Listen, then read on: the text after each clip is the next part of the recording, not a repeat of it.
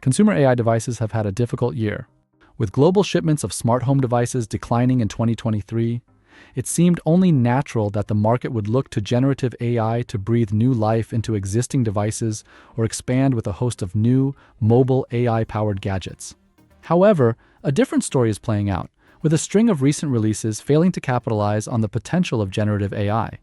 Take, for example, the much-hyped Humane eye pin, which was just discounted by $200.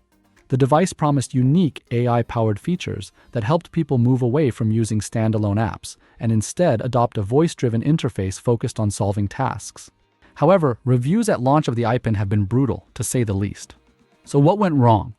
The Humane eye pin faced an uphill battle from the start.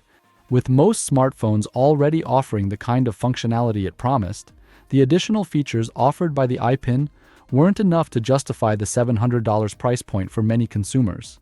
Plus, it was plagued by software problems and overheating issues, which are not great for a device designed to be worn close to your skin. I came to this realization as I reflected on my own relationship with two of Meta's consumer AI devices, the Portal video calling screen and the Ray-Ban smart glasses.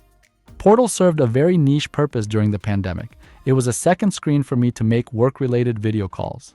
As we were all working from home, the Portal had Zoom as its killer app, and it worked incredibly well, freeing real estate on my computer screen for other tasks. But now that I've returned to working in an office environment, I rarely, if ever, use it at home. And I'm not alone, since Meta has chosen to discontinue the product. Meta's Portal was a great device for work-related video calling, but its usefulness declined when I no longer worked from home. On the other hand, I'm a daily active user of the Ray-Ban smart glasses. I already had to wear glasses to correct my eyesight, so I could immediately experience the benefits in upgrading from a normal pair to a smart one.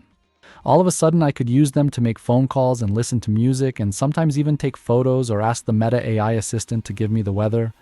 Given the above, I predict that other generative AI devices coming in 2025 will also struggle to offer anything significantly different from traditional mobile computing, with their capabilities feeling more like a sidestep rather than a leap forward. In part, this also comes down to the technology itself.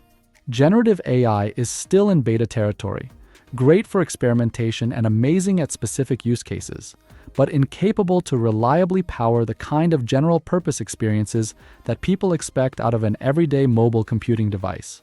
In fact, it seems consumers are becoming increasingly wary of the AI for everything approach that many tech companies are taking. And the problems aren't just limited to hardware. Tome was a buzzy app that promised in 2022 to reimagine the way we build presentations. It was a hit initially, with millions of people willing to part with $16 a month to play around with prompts that would result in presentations. But the novelty quickly wore off as people struggled to answer the question of why do I need this and how do I use it? This is compounded by the fact that many of these apps or gadgets rely on generative AI as a selling point alone, without offering a truly innovative or necessary function. As a result, consumers are starting to suffer from AI fatigue, with many seeing these devices as gimmicky and unnecessary. My manager and Synthesia's CEO and co-founder, Victor Ripperbelli, has a name for this phenomenon: AI tourism.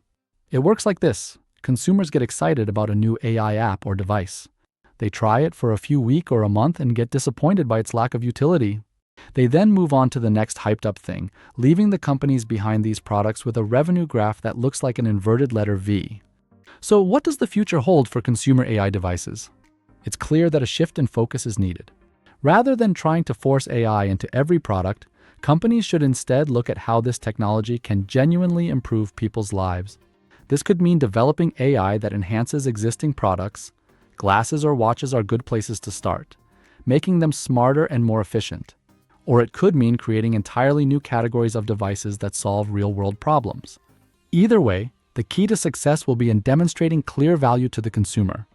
Until then, it seems the market for consumer AI devices will continue to be a challenging one, with many products struggling to find their place in an increasingly crowded and skeptical market.